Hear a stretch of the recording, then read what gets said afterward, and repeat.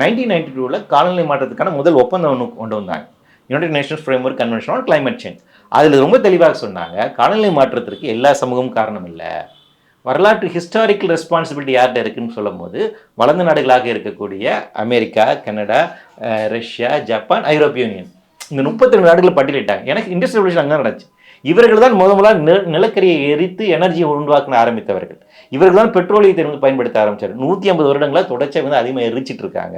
So அவங்களுக்கு historical more responsibility, common but differential ரெஸ்பான்சிபிலிட்டின்னு ஒரு இது கொண்டு வந்தாங்க. அதன் அடிப்படையில் தான் நீங்கள் குறிப்பிடக்கூடிய அமெரிக்காவுடைய பங்கு இதில் அதிகமாக இருக்குது சமீப காலத்தில். ஏன்னா அவங்களோட பெர் கேபிட்டல் எமிஷன் அதிகம்.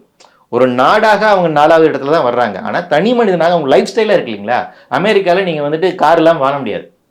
அங்கே பப்ளிக் டிரான்ஸ்போர்ட்லாம் எல்லா இடத்துக்கும் கிடையாது. எல்லா இடத்துக்கும் பஸ் எல்லாம் போக்குவரத்துலாம் கிடையாது. அங்கே பார்த்தீங்கன்னா கார் கண்டிப்பாக வச்சிருக்கணும். 16 வயசு ஆயிடுச்சா உனக்கு லைசன்ஸ் வாங்கணும், ஒரு கார் வாங்கணும், அப்படிங்கிற லைஃப்ஸ்லாம். அப்போ அதிகமாக கார்பனை எமிட் பண்ணுறாங்க. அப்போ அவர்கள் தான் அதிகமாக காரணமாக இருக்காங்க. இன்னைக்கு ட்ரம்ப் வந்துடுறாரு இல்லையா? இதுதான் அடுத்த பிரச்சனை. ட்ரம்ப் என்ன சொல்றாரு? காலநிலை மாற்றங்கிறத ஏமாத்த வேலை, அமெரிக்கா ஏமாத்துறதுக்காக சைனா கண்டுபிடிச்சது இந்தியாவுக்கு சார்பாக தான் பாரிஸ் அக்ரிமெண்ட்லாம் இருக்கு. ஸோ அதுல நான் வெளியேறேன்னு சொல்றாரு. அப்ப இன்னைக்கு என்ன பிரச்சனைனா, நீங்க அமெரிக்காவை கட்டுப்படுத்த முடியாம குளோபல் வார்மிங் நிறுத்த முடியாது, கண்ட்ரோல் பண்ண முடியாது. நிறுத்த முடியாதுங்கிறத விட பாதிப்பை குறைக்க முடியாது. அவர் என்ன சொல்றாரு? இன்னும் நாங்க அதிகமா எரிப்போம், ஆயில் அண்ட் கேஸ் எடுப்பேன் அப்படின்னு சொல்றாரு. ட்ரில் பேபி ட்ரில் அப்படிங்கிறாரு. அப்போ என்ன பண்ணும்? அதிகமான உங்களுக்கு கார்பன் எமிஷன்ஸ் இருந்துச்சுன்னா அதிகமாக பூமி சூடாகும். அப்போ காலநிலை மாற்றத்தோட பாதிப்புன்னு அதிகமாகும்.